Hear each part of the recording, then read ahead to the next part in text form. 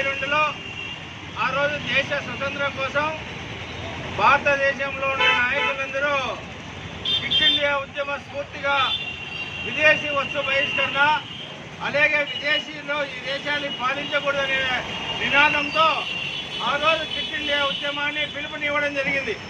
ఆ రోజు ఫలితంగా మనం అనేక పోరాటాలు చేసి స్వతంత్రం సాధించుకున్నాం. కానీ ఆ రోజు స్వతంత్రం వచ్చి ఆ రోజు క్విట్ ఇండియా ఉద్యమాన్ని పిలుపునిచ్చి దాదాపు 82 సంవత్సరాలు పూర్తయిన సందర్భంగా ఈరోజు భారతదేశంలో ఉన్న అనేక రంగాలను, అనేక జాతీయ సంపదలను క్విట్ కార్పొరేట్ అనే రూపంలో వ్యవసాయ రంగాన్ని అనేక నిధులన్నీ విదేశీ కార్పొరేట్ సంస్థలకు భారత పాలకులు అప్పచెప్పడం జరుగుతుంది. దీనికి నిరసనగా ఇప్పటికైనా భారతదేశంలో ఉన్న వ్యవసాయ రంగాన్ని కాపాడడం కోసం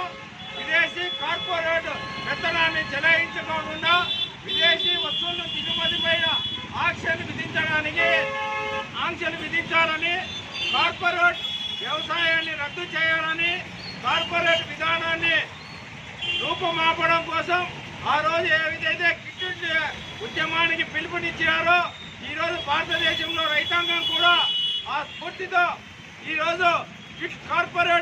కార్పొరేట్కు ఉడిగం చేస్తున్న కేంద్ర రాష్ట్ర పాలకులు దానికి వ్యతిరేకంగా ఈరోజు ఈ దినాన్ని స్మరించుకుంటూ క్విట్ కార్పొరేట్ రూపంలో ఈరోజు గాంధీ విగ్రహం దగ్గర నిరసన కార్యక్రమం చేపట్టడం జరుగుతుంది. ఇది ఏంలో వ్యవసాయ రంగాన్ని కాపాడాలంటే కార్పొరేట్ సమస్యలను వెంటనే ఈ దేశం నుండి బహిష్కరించాలని పిలుపునిస్తూ ఈ నిరసన కార్యక్రమాలను